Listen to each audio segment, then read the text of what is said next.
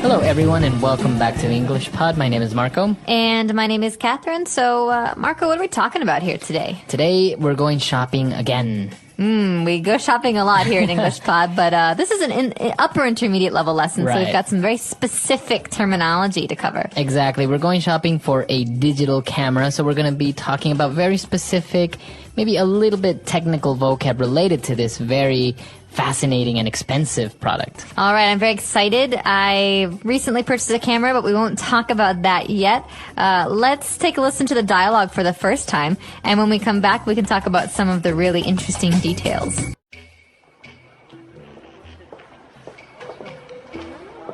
Hello, ma'am. Can I help you find something? Yes, actually. I'm looking to buy a camera. We've got a wide selection. Do you know if you'd like a point and shoot or something a little fancier? Are you shopping for yourself or for someone else? Actually, I'm buying a camera for my husband. Ah, well then I'd recommend a nice entry-level digital SLR. Yeah? Can I take a look at the SLRs you carry? Sure thing, follow me. This here is the Canon EOS. Yeah, it's okay, but I'm looking for something that performs better in low light, has a better display panel and longer battery life. Oh, the Nikon D60 is a nice option? Yeah, but what kit lens does this camera come with? I don't want some bulky telephoto lens. Well, this one has the, Looks to me like an 18 to 55mm lens. Pretty standard. That'll do. Not like my husband will be stalking celebrities or anything. Can I interest you in any accessories? Do you carry polarizing filters? Polarizing filters? We should. I'm sorry, ma'am. Looks like we're sold out. No, you're not. There are some right here. Oh, well, would you look at that? Polarizing. Like I said, but there are some very important words that anyone who wants to buy a camera should know before they go into the store. And these are common across the board. So let's take a look at these in today's language takeaway. Language takeaway.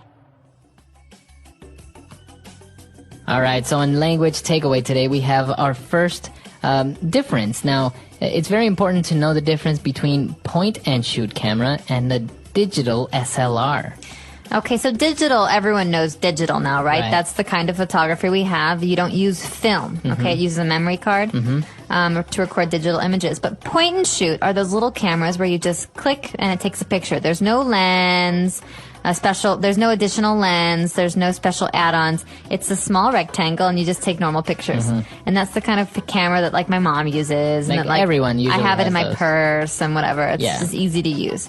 But the digital SLR is a kind of camera that's like the old SLR where you have an attachment of you have a body and you have a lens and they're just much fancier and you have to do a lot more on your own to make a nice picture. Now, SLR, that's an acronym. Do you know what it stands for? So an SLR is a single lens reflex camera, and that means that there's a lot more you have to do as the photographer to make sure that the picture comes out well. Right, so it's really interesting because you can actually play with the lens, like the focus and, how much light you want to allow it to go in, and there's a lot of really, sometimes a little bit difficult things that not many people understand. Exactly, and so I think that's why it's good to do some research before you buy one because there's so many differences across the different cameras. Okay, now both on digital SLRs and on point-and-shoot cameras, you have something that's called a display panel. That's right. So a display panel is usually covered in plastic, and it's the area that tells you how many pictures you've taken, how many pictures you can take, if the flash is on, if you're doing an automatic setting. So it's like the little computer monitor that tells you what's going on with the camera. Usually after you take a picture, you can also see how it came out, right? In that moment. Exactly. And so a lot of times with these fancy cameras, you want to know how big the display panel is, and how good the quality is in the display panel. Because obviously if you take a picture and it shows up bad in the display panel, you want to take a new one. Right. But what if it's the display panel that's broken? Right. Okay, very good. And that's actually one of the great advantages of digital cameras, that you can actually see how your picture looks like. Exactly. In It's that moment. instant gratification. Nice.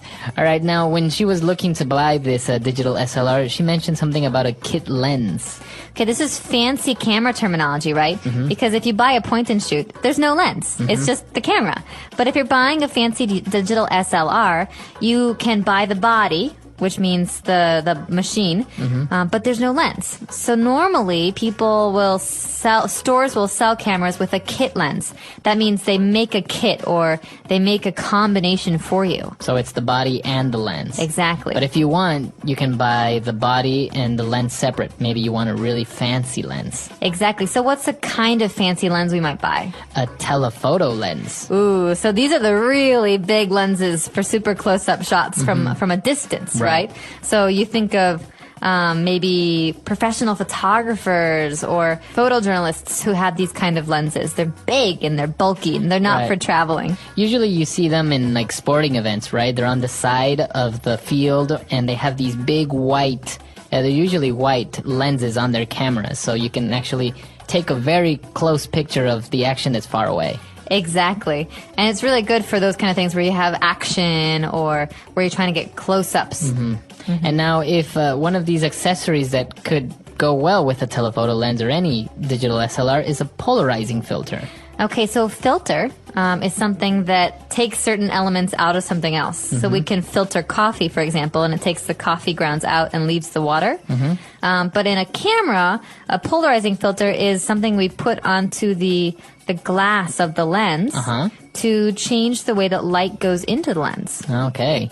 So in this way, you take a picture maybe of a very sunny day and it will look differently if you didn't have this filter. Exactly. And you can also have a UV filter, which does similar things with UV rays in the sunlight.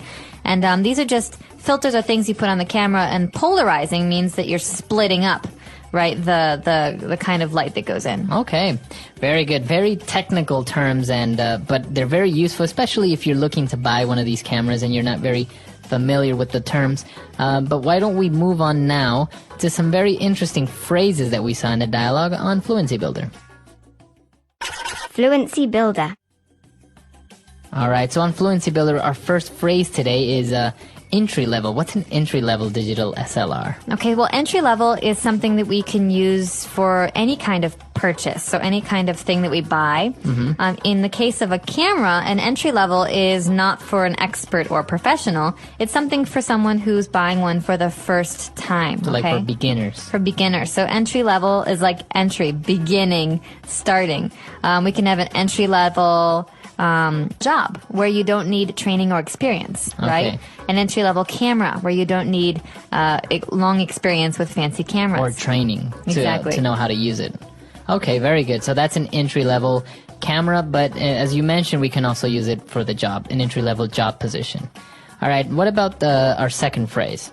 Okay, so this one goes with the telephoto lens, right? She says, I don't need a telephoto lens. My husband doesn't need a telephoto lens. It's not like he's going to be stalking celebrities. Okay, so we have this verb here, to stalk. To stalk, that means to follow someone around. Okay. And to look at them and to watch them and to not leave them alone. Now, she mentioned this because this is a very, very interesting and closely associated topic with photographers. You know, you have the paparazzi who follow celebrities and they have these big telephoto lens so they can take pictures of celebrities without them knowing. Exactly. And so you imagine someone in a tree with a big telephoto lens taking a photo of someone famous who's, you know, half a mile away. And stalking celebrities is something that's a bad thing, right? Yeah, it's bad. But it's and very also common. illegal, I think. And I think it's illegal. Yeah. All right. And what about our last phrase? Would you look at that? Well, he said it in a very surprised tone, right? Kind of like he didn't really expect to find the polarizing filters. Right, so he's embarrassed, okay? Would you look at that means, oh, wow, I'm surprised. Right. Right, so it's awkward, right? So you could say, Marco, you got a little bit of food on your shirt. You've had it for like an hour. Oh my God! Would you look at that? Oh, the That's beans really, I had that's really embarrassing. I've got food on my, on my shirt. So this man who works at the store, he's embarrassed because he didn't know something he should know. Okay. And so he says, "Oh, would you look at that? How funny! I didn't see those." Now we can also maybe use it in a sarcastic tone, right? If I tell somebody, "Can you bring me my glasses that are on the table?" And they're like, "I can't find them. They're not here." And then I find them. Would you look at that? Here they are, right? On your head the whole time. That's my mom. Would you look at that? I was wearing my glasses the whole time. All right, very good. So why don't we listen to the dialogue for the last time, and we'll be back to talk about digital SLRs.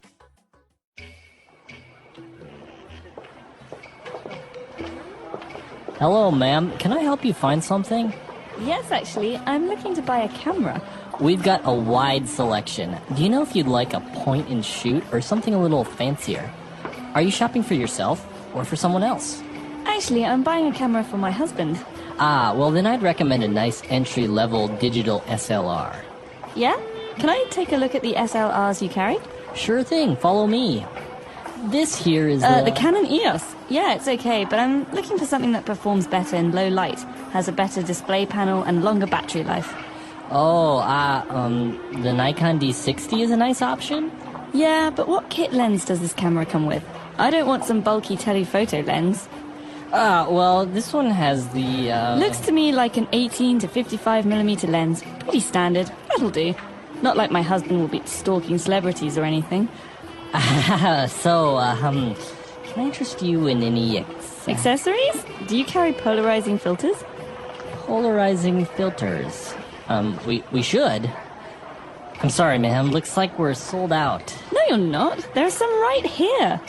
Oh, well, would you look at that? Polarizing filters. Thanks for your help, Ralph. No problem, ma'am. All right, we're back. So you mentioned you recently bought a digital SLR camera. How's that working out? I'm loving it. I have to actually train myself on how to use it because I used to have an old film camera that had it was actually a Nikon as well, and it's different using a digital SLR. There's a lot of things you can do that are very fancy because you actually there's a computer inside essentially. So it's I'm getting used to it. It's fun. And what about the difference in pictures, like from a point and shoot to a digital SLR? Does it really make a great difference? Are you very happy with it?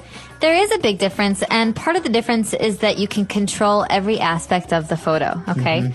So my digital camera was a small little Canon, you know, the little, what are they called? The power shoot? And it took great pictures because, you know, these cameras have amazing pixel quality, right? They have like 7.1 megapixels or like 9.1 megapixels. So the quality is really good, but everything looks the same. If I have my digital camera, my digital SLR, I can frame a shot and I can focus on one person but make everyone else, blurry. I can really make more artistic photos, whereas the point and shoot is great for parties and for just like everyday stuff. Everyday stuff, exactly. Now, what about traveling?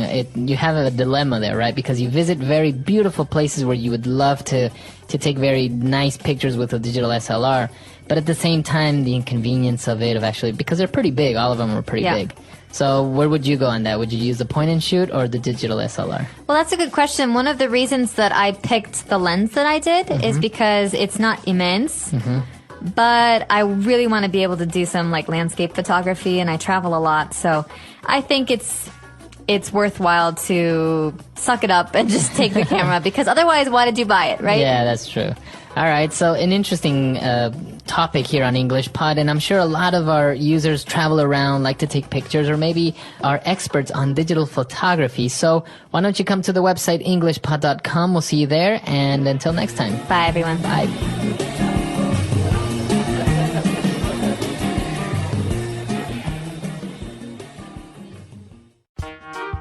The English Pod Audio Review. Listen to the meaning, then say the vocabulary word. Any compact, non-SLR camera with non-interchangeable lenses using automatic settings and simplified controls. generally desired by novices and casual users. Point and shoot. Try to persuade someone to buy, do, or eat something. Interest someone in. A transparent optical device used to converge or diverge transmitted light and to form images. Lens. A camera lens filter used to control the plane of polarization of light entering the lens. Polarizing filter. Simple and appropriate to an inexperienced person. Entry level. Let's try that faster. Simple and appropriate to an inexperienced person. Entry level. A camera lens filter used to control the plane of polarization of light entering the lens. Polarizing filter.